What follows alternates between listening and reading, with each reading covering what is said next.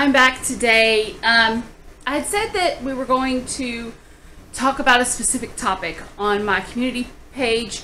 Make sure that you are following that because I do try to post updates and stuff there. But we had something come up the end of this week. And it's kind of a scary situation, but I wanted to talk about it because I don't see anything else on YouTube about it. Okay? I took my daughter for a checkup this week. Most of you know, if you've been following me for a while, I have two kids. One that's 18 and out of my house, and number 2 is 13. Well, number 2 is... I have several adopted kids that just kind of hang around and have become mine. But my actual, she's my husband's child. I'm the stepmother. But I don't like that word because we raise her. So we took her for a checkup this week. She's the youngest. She's 13. Will be 14 in 3 weeks. And we've been having some issues over the last year with sleep. And I know that this is something that a lot of teenagers deal with.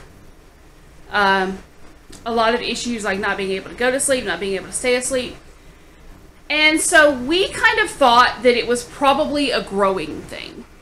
And we took her to the orthodontist because she has braces, and something came up there, a discussion, and he asked, does anyone in your family have sleep problems? This sent off alarms in my head. This was about 10 days ago. And she already has braces. So this isn't his first time seeing her. She's been seeing him for about 8 or 9 months. And he said that from looking at the back of her throat when her mouth was open, he had some concerns about her breathing. Okay. He did a scan. And this scan gave everything, and I can't put my hands on it right now, obviously, or I would definitely show you. But it scans everything from here up. And he said that up until the age of physical maturity, your airway should be 10 times your age. So your airway in the back of your throat up to maturity, about, he said 18 to 21 would be, and it's either millimeters or centimeters, I don't remember. So hers should be 130, like at the base of her throat. And hers is less than 60. And this explains a lot of the issues as far as she really tries to work hard to breathe harder into her instrument at school. Things like that. She talks very softly. And he said it's all going to play back into this and her air. So, he said you need to go see your pediatrician. We took these scans and we went the next day to her pediatrician. I'm that person that wants to be like, let's get this done, okay?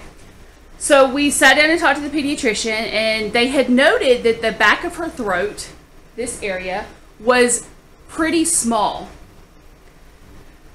And we got into this conversation about sleep, and my daughter said, you know, I don't really stay asleep well. I wake myself up a lot. And at this point, she tells us that she's actually getting up 7 to 12 times a night on average for whatever reason. She'll either snore herself awake or she said, I just wake up. I kick and I wake up.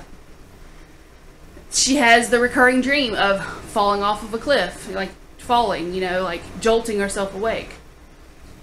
So the doctor took all of this and he was like, or she said, I want her to do a sleep study. Now this sends off alarms in my head, and I'll explain why. Her paternal grandmother passed away at the age 39 from sleep apnea.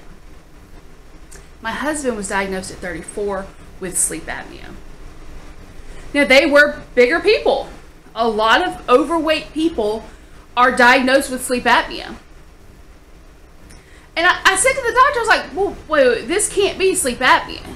She's a twig. And I'm going to show you a picture. Okay. This is my daughter. She's very small. Even now, she's 13. She wears a size 2. Like, she's super tiny. She's very petite. And I was like, that's not normal, right? And she said, it's not normal, and it's actually very, very rare. But in this case, after seeing the test and seeing her force of air, is what she called it, we need to have this checked out immediately. Now, this all went down Monday and Tuesday of this week. Today is Friday. And we go tomorrow. The sleep center where we're being sent is normally open Sunday through Friday. But the doctor was able to get things arranged, and they're actually going to meet us there tomorrow night because that's the only night she can do this. So we're going to be going in to the sleep center tomorrow night, where we will hopefully figure out what's going on. Now, a couple of the symptoms that we are talking about as far as things that we've experienced with her.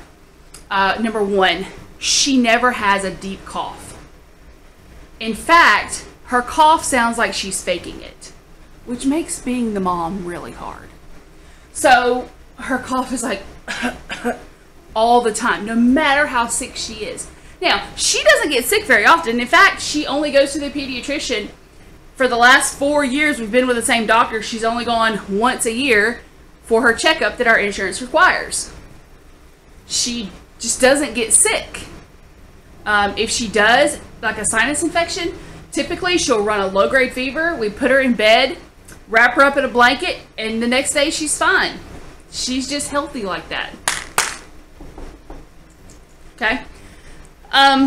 So this is a scary thing for me, knowing what her bloodline, like that they have had these issues before. She is my father's daughter. He has really bad sleep apnea and he snores. Because of it, he's on a CPAP. We know that his mom was supposed to be on a CPAP, but she refused to use it. So she passed away at a very young age, actually only 3 years older than I am right now, and left behind 3 kids, all under the age of 20. So Mary's 13, and the doctor said, you know, hopefully if that's what it is, there's actually a surgery they can do where they will laser out some of the extra tissue in the back of her throat to help open things up. Part of what's causing this is where your tongue comes down, like this is her tongue, and this is the airway. She has a big tongue. Not here, here. So they said what's happening is that tongue is pushing over. And it's closing up the airway, from what they can tell already. The doctor, the orthodontist said, I'm almost willing to bet my medical license that that's what she has. I like him because he's an older guy. Call me crazy. I just like a doctor that's been around the block once or twice. He's like, he teaches at the dentistry school at University of Alabama, so she's a really good doctor. And he's like, I've seen it a couple of times in his entire career, and he's been an orthodontist for like 50 years. So he was like, I've only seen it a couple of times. So now we have 2 doctors who are saying this is very serious. Now the sleep center is saying we're going to see her immediately, where the typical appointment with the sleep center is 6 to 8 weeks. That frightens me. I mean, I'm happy they're able to get us in fast, but when they're like speeding things up like this, it freaks me out. I'm just going to tell you the truth. It freaks me out. And I'm a YouTuber, right? So not only do I make YouTube videos, if something is wrong or something is going on I haven't experienced before, I YouTube it. I learned how to fix my car off YouTube. Let's change my headlight. Figure it out on YouTube. Cook a new dinner. Figure it out on YouTube. How to make these designer cupcakes. YouTube. How to sew a shirt back together. YouTube. You get what I'm saying. And there's nothing on here about juvenile sleep apnea. There's nothing. There's no one who has documented their experience with it. There's a few like sleep centers who have done like commercial weird videos about what happens when you go for an overnight at the sleep center. No, they called it a sleepover. I'm going to document whatever I can for you guys. I know that once they start like monitoring her, there's not a lot that we can do because of interference. Like we can't have our cell phones on in the room. We can't, excuse me. See, my daughter can't cough like that. When she coughs, even like, no matter if she has bronchitis, it's like, so we keep saying cough harder, and she's like, I can't. I just assumed that she was, you know, she coughed and it'd give her headaches and she didn't want to do it or something. You know, I never really thought about it. To be truthful, most of the time I was like, oh, she's trying to get out of something. But, so that's what this video is about. If you watch my videos in order, please make sure that you go back and watch my last video. If you do, Amberlynn, I'm super proud of you for the video you put out yesterday. Good job. If you don't watch my videos, I'm just a mom. A mom who's tired. And I'm on a weight loss journey and a work from home journey, and I coupon and I cook and I deal with a grumpy husband. That's all in the job description of mom, right? And the laundry never ends. Alright guys, until next time, I will keep you up to date on what is going on with the sleep apnea study. And I'll talk to you next time. Until then though, know that you are not determined, your worth is not determined by your weight, your IQ, or your ability to pick something up. Your worth is determined by what you decide to put into your life. So take a moment, think about what you can do to positively influence one person around you today. One person. That's not hard. But if everyone wanted to influence one person in a positive manner, how much of a better world would we be in right now? Okay? Think about that.